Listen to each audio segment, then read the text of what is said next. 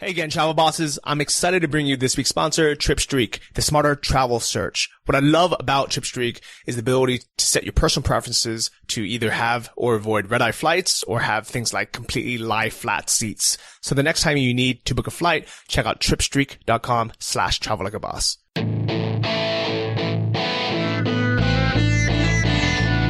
Welcome to the Travel Like a Boss podcast, the radio show all about traveling like a boss by being your own boss.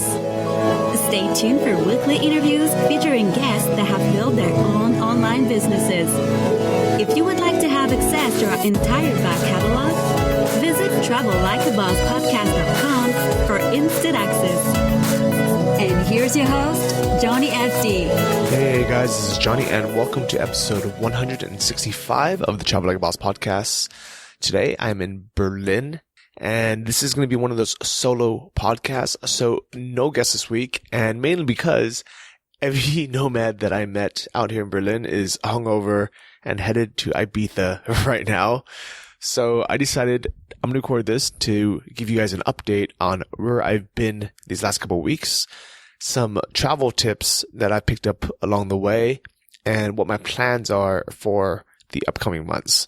So when I left you guys last week, I was in Ireland still. Sam Marks and I was walking across, and we just finished the Wicklow Way. If you guys haven't checked those two podcasts out, it's 163 and 164 where we talked about that. So the reason why I decided to leave early or just after the Wicklow Way and not continue is mainly kind of for three things. One is, even though it's summer, Ireland, the weather is not the best. It's rainy, it's cold, and it's really beautiful for about 8 to 10 days, and then you get a little bit dreary of it. And I probably would have continued anyways if it was another walking trail, if we had did the Wicklow Way backwards again to Dublin and then walked from that way to Galway. But Sam's journey was going to be a lot of kind of road walking next to highways and not as beautiful as, it's not going to be hiking. It was just kind of just walking, almost kind of imagine on the side of a freeway or the side of a highway every day until he got to the West Coast, Galway, which is going to be beautiful there. And because of that, I decided, you know what? I've done the Wicklow Way. I'm exhausted. The weather sucks. And I've enjoyed it. But if I continue, I'm not going to enjoy it anymore. And I think that's one big lesson to learn is it's good to set goals and have adventures and definitely do whatever you can to kind of push till you get there. But at some point, if you kind of just know in your gut that you're not going to enjoy it, just don't do it. I mean, there's no reason for you to force yourself to travel longer or harder just because it'll sound cool. It was on paper. So Sam has his own reasons to do it. And he's still using it to raise awareness for the charity. So big ups to him for that. But just between you and me, every time I talk to him, he said he hates the walking now. It's exhausting. It's not scenic anymore. So if you guys do a walk in Dublin or Ireland, make sure you do either the Wicklow Way or find an actual trail, not just, walk across. So what did I decide to do? Actually, one of the reasons why I decided to cut the trip short was I just was thinking, what else do I want to do in Europe? And I got an invitation to a meetup in Berlin for Affiliate World Europe.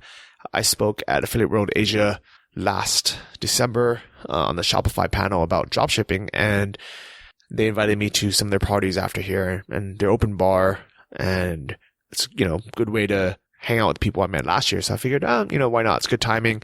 So I decided to come to Berlin, but as an idiot, and this is going to be travel tip number 2, is even though it seemed at the time that it would be easier for me to leave my luggage in Barcelona because I couldn't carry it around with me because we're going to be walking with the luggage, with everything on our back from Dublin through Ireland for, at least 2 weeks, if not longer.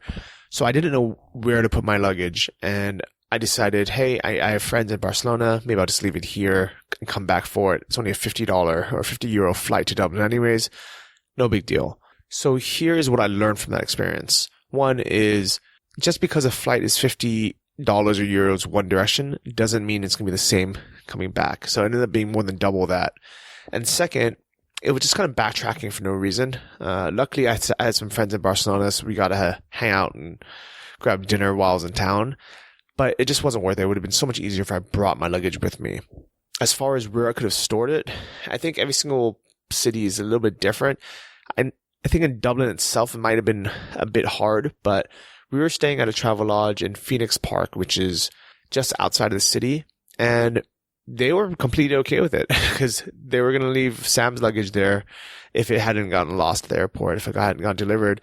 And they said, yeah, 3 weeks is fine. So it's one of those things where if you are in a very, very busy city in the heart of the center, they probably don't have room to store your luggage. But if you are somewhere quieter, most places have a big storage room, and a lot of hotels will just do it for free if you promise to stay there again on your way back. So that's actually what Sam did. He's left his luggage now at a random bed and breakfast on top of a pub.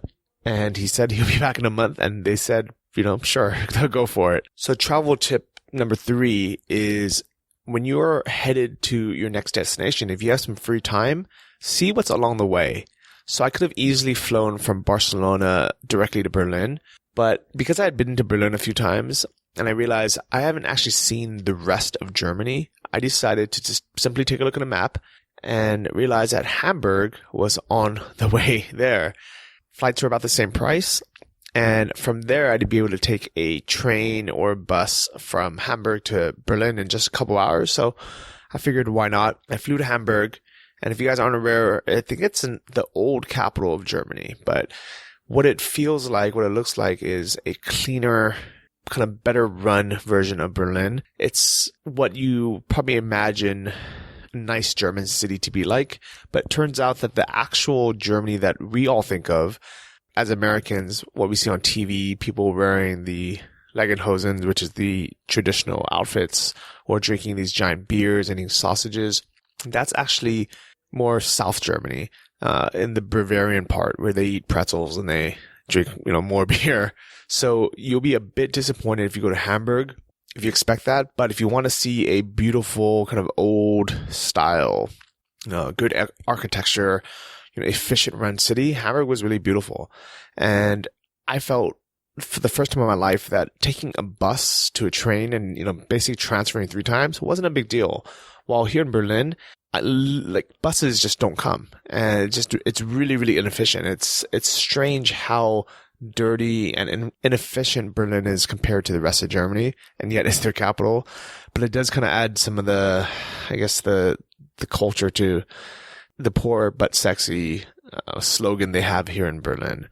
So in Hamburg, and this is going to be travel tip number 4, is even though I did do some sightseeing, I really just wanted a place to just hang out and chill for a while before I continued my travels or my parties or the crazy adventure. So what I did was I rented an Airbnb that was a proper, 1 bedroom with a separate living room, a nice big couch, a nice big TV with a kitchen. And that cut up my trip a lot. So for 4 days, I mainly just watched Netflix. I, either cooked food or went to the supermarket, and it was really, really nice to have that recharge. I think a lot of people travel kind of nonstop, a little bit too long in a row, where they get burnt out and they don't enjoy traveling as much anymore. They don't even remember what they did because they're just always on the run and always on the go. So big thanks to Airbnb for being an option now, where somebody was able to rent me their place for the weekend. And I guess this is a bonus tip, 4B, I guess, for people who have a house or have an apartment and you want to make some side income.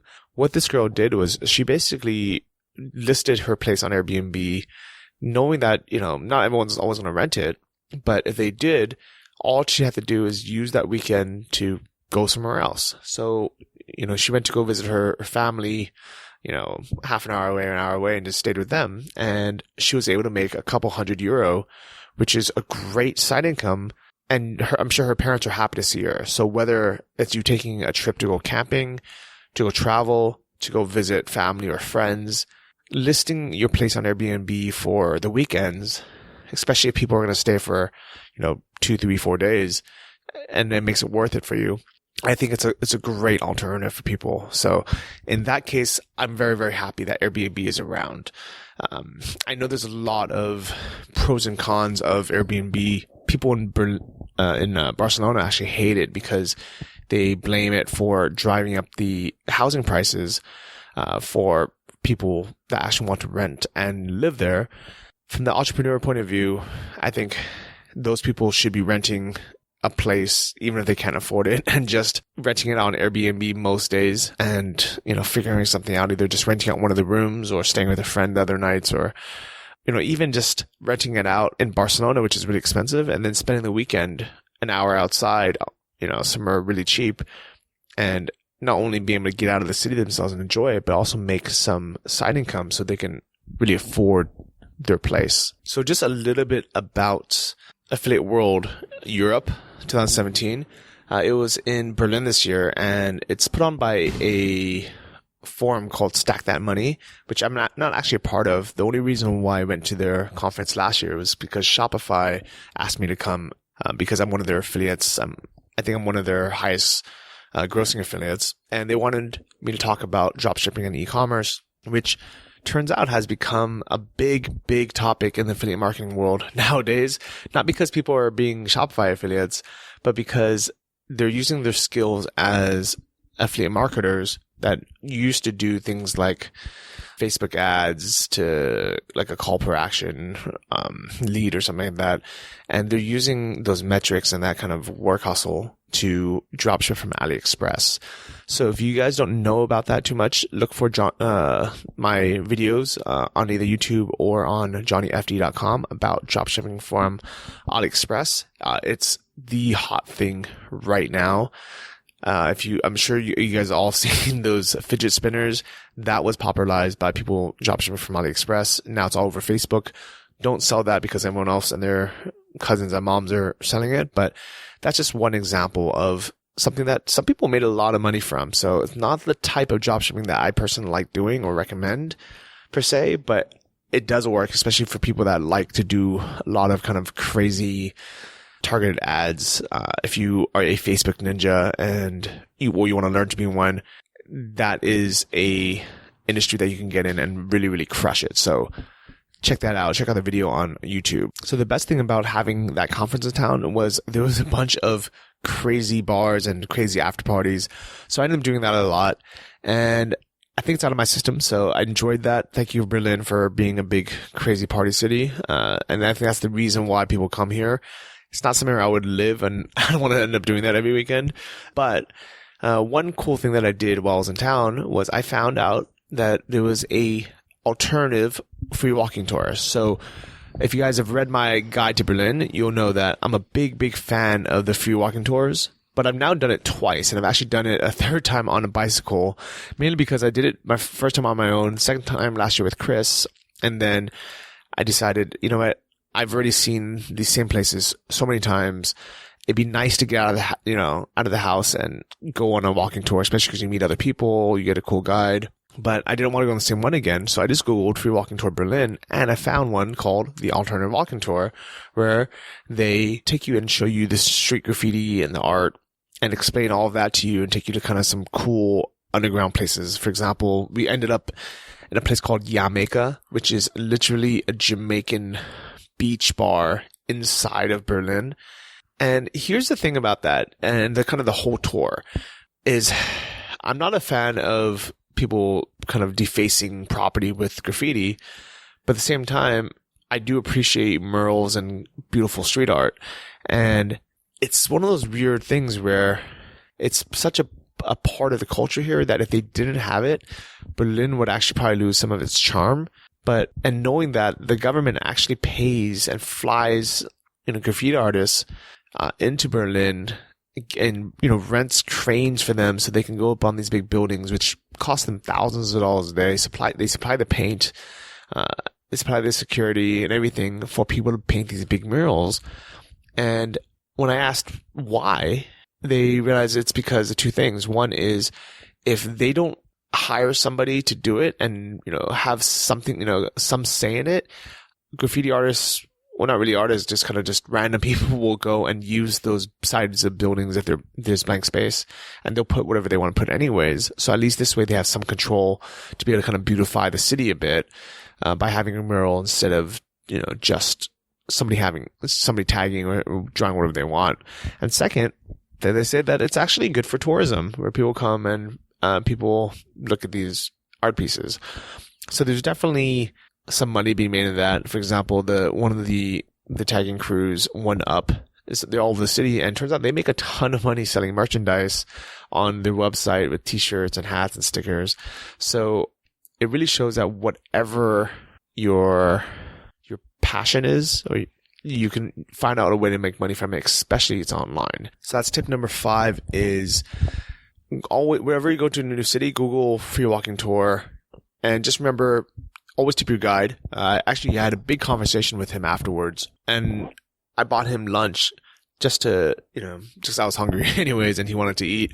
But I really just kind of picked his brain about tips and, how his job is. So the way it works is a free walking tour is created by a company that creates the website, trains the guides, basically provides leads and, provides people to show up at a destination at any given time, on certain dates. And the tour itself is free. And at the end, you can tip whatever you like. Now, there's 2 types of guides. One is that they are way too pushy and they are way too salesy, where it makes it kind of uncomfortable to even be part of the group, especially, in the beginning when they really push the tips. And then the other people that are like this guy, where they're so passive about it, where they feel so bad even asking for a tip that they end up just kind of shooting themselves in the foot or screwing themselves, because a lot of people don't even realize the way it works or how they get tipped. So talking to him, here's the actual inside kind of information on how free walking tours work. And it's going to vary from company to company, but in general, the guide pays a flat amount per person that shows up. So yesterday, for example, we had 17 people show up, and his flat amount is €2 per person. So he has to pay $34 euros to the company for supplying these 34 guests. Now, often he'll end up losing a few of them even before the end of the tour. Either they will wander off on their own, they will purposely ditch, they will, they have other plans first, so they kind of just showed up. And what sucks is the guide has to pay €2 per person, even if they didn't tip at all, or even if they didn't stay to the end. So it's kind of a crappy system, but it makes up for it by the people that do stay and tip more than $2, because that's what makes up for it. So also kind of talking to them, a good tip would be, so a bad tip is anything that's €2 or less, because €2 would be him just breaking even, and so he just did all this work for free. And anything less, he actually loses money taking you on a tour. So a decent tip would be anything between €5 to €10 or $10. Because if you think about it, if all 17 people tipped, let's say €5, that would be a profit of €3 per person. And how much would that be? Let's see. That would be $51 for, 2 or 3 hours of his time. It's not too bad. But if everyone gave 10, all of a sudden he'd be making €100. And if he can make €100 a day, that's $3,000 a month. That's actually a great salary for a place as a tour guide in places like Berlin. So if he was a good guide and, you want to give him a good tip, give him $10, because in general, a 2 or 3 hour tour is going to be worth that much anyways. And obviously there's going to be people that tip even more. So if you really want to be generous, or if it was a really, really great guide, you can offset the kind of, I don't want to say the assholes, but the people that didn't tip, or didn't know any better by, giving a €20 tip or whatever it is. And I'd be curious to ask them, what the biggest one he's ever gotten was, but kind of just from looking, most people gave him 5. A few people gave him coins, which is a little bit hard to tell because in Europe, a handful of coins could be anything from, €2 to €10. So, I would have guessed it was around about 5 or so. And one, a group of friends from Vienna, from Austria, they tipped, I think, something like 25 euros. So I would say that after expenses, he probably made, 75 or so euros for that tour. And he does more than one tour a day. So I think that especially during the summer, especially during good times, you can easily make about 3,000 euros per month being a walking tour guide. And he said he loves it. He loves meeting new people. He loves being outside all the time. I guess especially if it's not going to rain, but it's just an enjoyable job for him. So this is something that you guys can look at, if you want to just take a summer off, or you are living in a new city and you want to get to know people and, have kind of a fun offline job, is check out free walking tours and see if you can, apply to be a guide for any of these, or better yet, just become your own guide, throw up your own website, especially if you're going to be living in a city for a long time. I'm actually surprised that there's no free walking tour for Chiang Mai. So, somebody throw up, freewalkingtour.chiangmai.com, figure out a path to take people to the best temples and the best street food in the old city, and have it be free and tip only, which should probably get by the kind of legal authorities. I personally wouldn't do it just in case, but I'm just gonna assume it would probably be okay, if it is free and tip based, but you might want to do your kind of research on that on yourself. So tip 6 would be, if aside from doing free walking tours, if you want to meet people in your city or wherever you're traveling to, because as digital nomads, often we're traveling either alone, or we are traveling for extended periods of time in cities that we don't really know anyone. So if you want to meet people, another great place to look is either meetup.com or on the Facebook events. And every single city is different, where some places like Chiang Mai, everything is on Facebook for whatever reason. And I think this might just be Thailand in general, Asia in general, but nobody really uses meetup.com. Every event is on Facebook event. However, here in Berlin, there wasn't that much on Facebook, and actually in Barcelona either. But I went on meetup.com and there were a ton of events. So I've signed up for 2 or 3 things tonight already. There's actually a nomad meetup at 6, and then I have a choice of either doing a international meetup, which I think is just, expats from around the world, or actually a comedy improv meetup, which I think would be fun as well. So now all of a sudden I went from having nothing to do to having, all these options and kind of a guaranteed way to meet a bunch of other travelers, who may not necessarily be, digital nomads, or some people might actually be just living in Berlin as expats, or local German people that want to, meet other international travelers. Maybe practice their English or just hang out and have fun. But I think these are really, really cool ways to meet people. So definitely check out sites like meetup.com or Facebook events if you're going to be somewhere for more than, a few days and you want to do something different and you want to meet other people from around the world. So my actual plans for this summer, this trip, is I didn't really have any plans, to be honest. I thought I'd be hanging out with Sam for a little bit longer, but I think he's itching to go back to Chiang Mai. And to be honest, I am a little bit as well. It's such an easy place to live. The weather is pretty good year round, even though right now it's technically raising season. I see photos from my friends and what they do in Chiang Mai, and it's pretty good year round. I actually just wrote a travel guide to Thailand on johnnyft.com. So check that out. It's gotten a ton of shares already from people in different travel groups on Facebook. So it's one of those things where I wrote because a ton of friends always ask me, and usually it's either a friend or a friend of friend that says, hey, I'm going to Thailand. Can you give me some advice? And I end up spending half an hour giving them advice through Facebook Messenger. And it's always, similar advice. Where to go, where to stay, how long you should go for, what you should bring, etc. So I finally decided to write it into a guide. So you can check it out at johnnyft.com/Thailand, and make sure you share that with any friends who you think might be interested in going to Thailand. And one more tip about the walking tours that I forgot to mention is I've been telling this to every single guide that I've met, and I'm surprised how few of them actually do this. it's a way where they can, so the two things that the guides want or need to do the job successful or continue to do it is, one is tips, because if they don't get tips, they're just doing it for free and they need to get a real job or a different job. And second is actually reviews on TripAdvisor or online on Google or whatever it is, because the owners of the company, of the walking tour company, will let people go if they don't get enough reviews that mention their name. And the problem is people always forget to leave reviews, and people always forget the person's name. So as much as they like the guide, you have to remember, these people are traveling, so they probably will meet 50 new people by the time they sit down to write a review, and by then they'll probably forget your name. So I gave him some really, really easy, good advice, and I hope he takes it. And I think every single free walking tour guide should follow this advice, is simply to ask every single person to take a picture of your ID or your badge for the walking tour.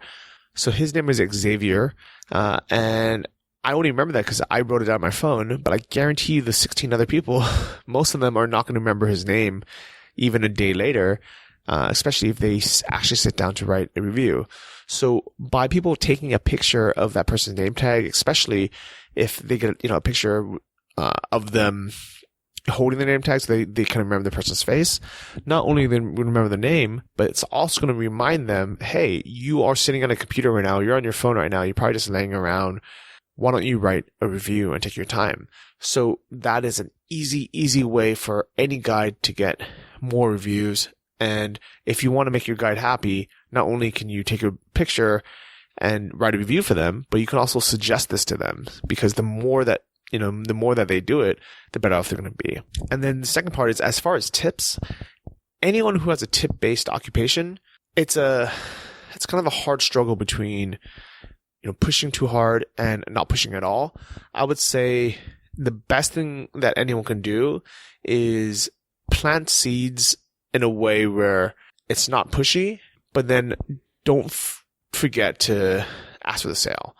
And this applies for any kind of business. And I'm so happy that I used to work at Good Guys, which is an electronics store, and then Best Buy, which is another electronics store. Both Good Guys is already not around anymore, and Best Buy, I think, might be shutting down pretty soon, or shutting down some of their stores pretty soon, because it's just, that market is completely gone. But the sales skills I learned from there have been great for everything I've ever done. So my tip to the tour guides was, don't be afraid to explain the way the system works, but don't do it in a pushy way. So on one hand, you have some people that say, the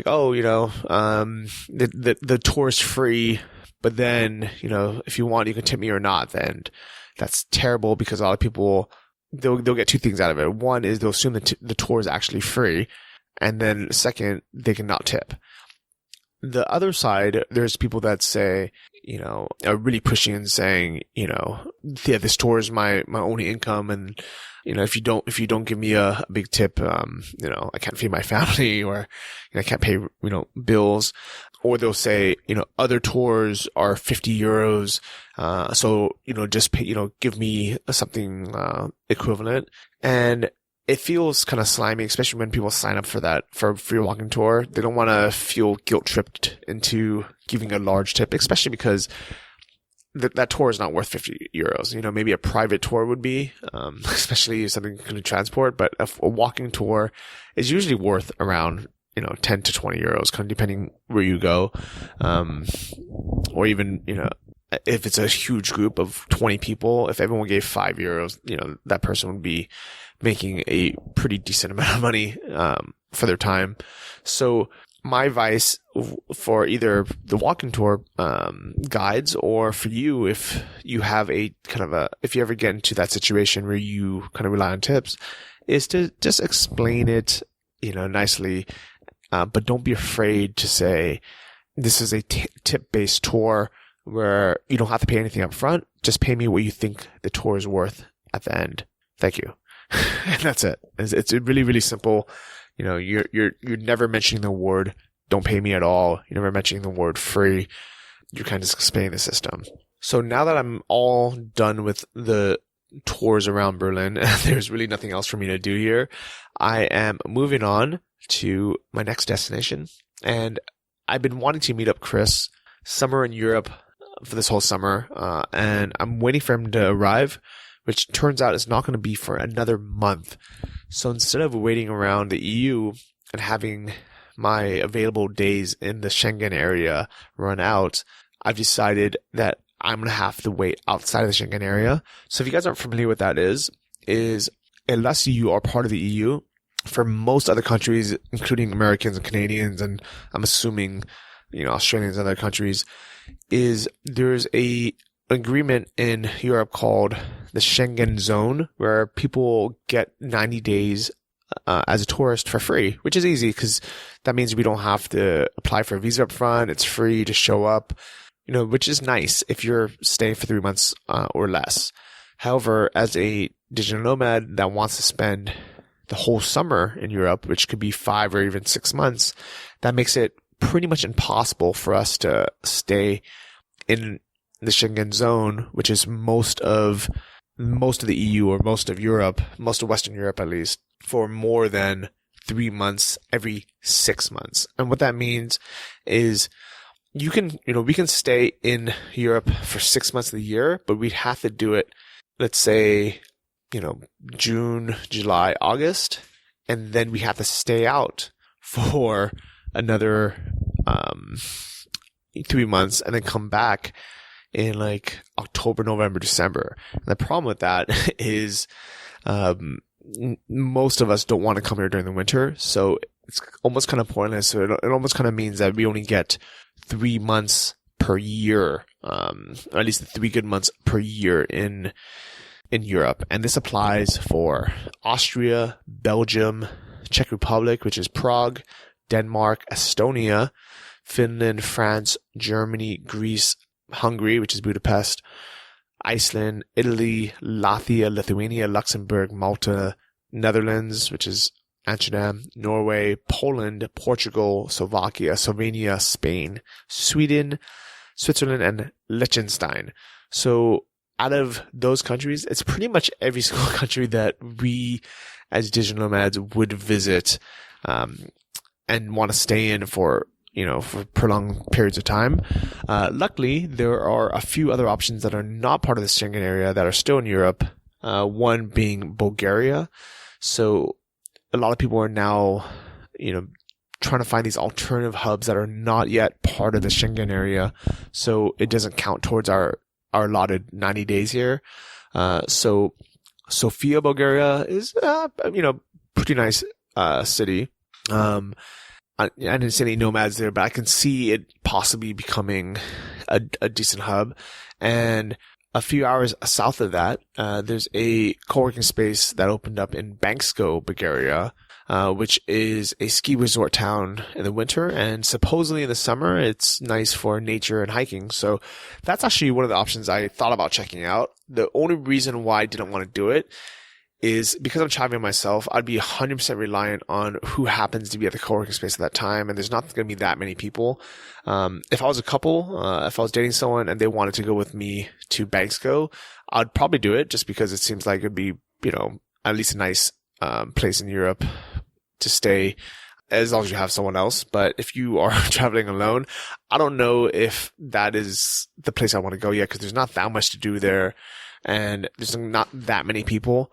So instead, I decided I'm going to go to Ukraine because I loved it so much last year. And I checked out Odessa and Kiev. If you guys haven't heard those episodes, you can look back in the archives of Travel Like a Boss or read my guide at johnnyfd.com and just search for Ukraine. It was amazing there. And best of all, it is so cheap right now.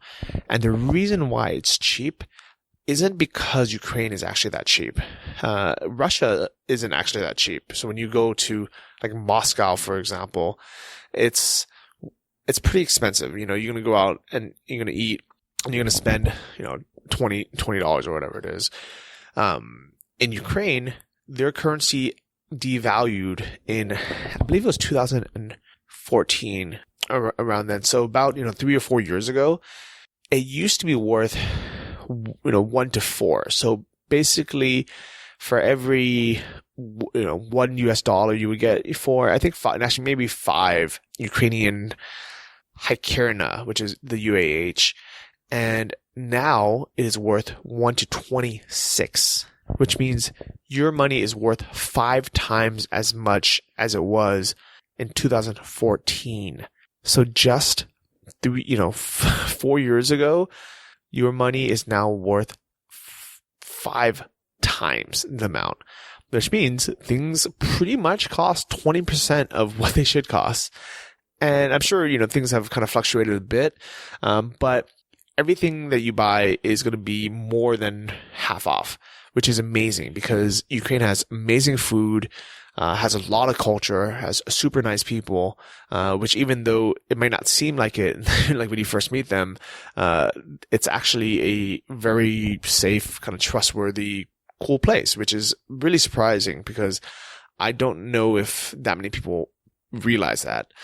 So I'm going to be going to a small city town called Lviv, which is on the border of Poland. And the reason why I'm going there is I found a cheap flight from Berlin directly to Lviv, and it's a place I've never been. So I'm going to be spending at least a week there. I'm going to check it out, and hopefully I would like it enough just to stay for the whole month while waiting for Chris. And as a backup, if I get bored after a few days of being there, because it is a small touristy town, I'm going to then take a train from Lviv to Kiev, which is their capital city, which I know I'll like because it's a big, cool city with lots to do, and, it's beautiful, and it's still, pretty much just as cheap.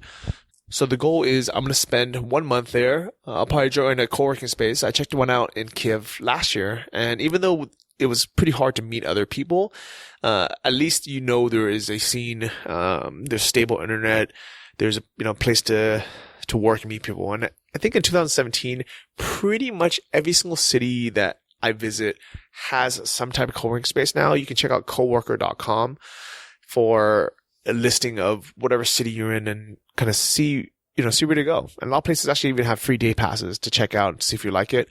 I dropped by one here in Berlin because they had a piano desk up front, and I thought that was pretty cool. But it was 20 euros a day, and it didn't really seem all that worth it to me. So I decided to skip out and just work from my hotel, actually my hostel, while I'm here in Berlin. And it's been completely fine. So I think co-working spaces are one of those things where you join it more to meet people, or if you have a big project that you're working on and you really need, a place to be for 8 hours a day. But while you're in kind of maintenance mode as a nomad and you're just working a few hours a day, if you're just going on Facebook or checking email, coffee shops are, usually be a better value than spending 20 euros to go to co-working space a day. However, if you're staying a month or longer, I'm a big fan of co-working spaces, especially if you really want to scale up your business and make more money. The reason why I joined Punspace in Chiang Mai was because I was wasting so much time every day looking for a good coffee shop, looking for power outlets and stable Wi-Fi. And I realized that in the extra 1 or 2 hours a day that I was moving around, and then also, being more productive, I would easily make back the, $100 a month for the space rental there. And in Chiang Mai, it's only $100 a month, which is a great value. In big cities, it's usually about $150 to $200 a month, which depending on the city, is still good value. Some places are just overpriced, because they have a monopoly. Places like in Bali, everything is over $200, which I think is just a complete ripoff because like the cost of living there is so low, the cost of land is so low, the cost of labor is so low that there's no reason why they should be charging over $200 for a co-working space when places like in Chiang Mai are literally half that price, and places like in Europe are the exact same price, where it obviously costs a lot more money to run them out here. So kind of just a warning to people is co-work spaces are amazing, but don't always fall for the hype. I think it's almost kind of like a Venus flytrap for a lot of digital nomads, thinking when they go to a new city that they have to pay the money to be able to meet other nomads or feel like they belong, there are so many groups and meetups that you can do outside of co-working spaces that it's not the only option to meet other people. So I'll say that's tip number 7 is only join a co-working space if you actually need to be there or you need to be productive. If you just want to meet nomads, feel free to find them on Facebook groups or on meetup.com or other places and save yourself some of that cash. So after Ukraine, who knows where we're going to be? I think Chris and I are either going to stay there if we really like it, or we're going to check out Krakow, Poland, which I think we might like a lot. The cost of living in Poland is amazing. People are super friendly, and it's just a cool place to be. If you guys have never been there, Warsaw is amazing. We went to the Google co-working space there that's actually free, and really, really enjoyed it. So this time we want to check out Krakow just because we were only there for a weekend, and it's definitely a more beautiful place with a nicer kind of city downtown where all the people go to drink. So we will report back and see how that is. So I hope you guys enjoyed this update and that you guys enjoyed all the tips that I brought up. I know this is a slightly different type of podcast. I think a lot of people have messaged me saying that they enjoy these once in a while. Obviously, everyone enjoys the interviews, but just from a update and tip point of view, I think a lot of people are pretty happy having these once in a blue moon, once a month or once every 2 months. But let me know, because I'm actually honestly very curious. Let me know on Facebook or on Twitter, or leave a comment on the show notes of this episode, travellikeaBossPodcast.com, or just search for 165. I want to take this time to thank our people, basically everyone who's been leaving all these amazing 5-star reviews of the podcast on iTunes. You guys are the reason why more and more people keep finding this. So I want to thank Fong Pin from Canada this week. She says, amazing guest, 5 stars. I told my partner we were going to the Digital Nomad Conference in 2018, which is the Nomad Summit. It has been an awesome hearing real stories from people who succeeded with dropshipping and other businesses. Once I get another grant this year, I'm going to join in. So, sounds like Fong is working a normal job still, saving up to be able to afford kind of this life of travel. So big congratulations. I hope you do well. And for anyone who hasn't left a review, please, please, please go on iTunes and leave a review. And if you guys decide you want to come out to Europe this summer, and you want to book a flight, you can check out our sponsor, tripstreak.com. Use the link tripstreak.com/travellikeaboss, and they'll let them know that you guys are listening. So big thank you to TripStreak, and thank you guys for continuing to listen. And I hope you guys all well. Take care, and see all of you guys next week. Bye-bye. Thank you for listening to the Travel Like a Boss podcast. If you want to hear more, including the bonus, How to Choose the Perfect Niche episode, join our mailing list at travellikeabosspodcast.com. See you next week, and remember, if you want to travel like a boss, you need to be your own boss. So start your online business today and start living the lifestyle you've always dreamed of.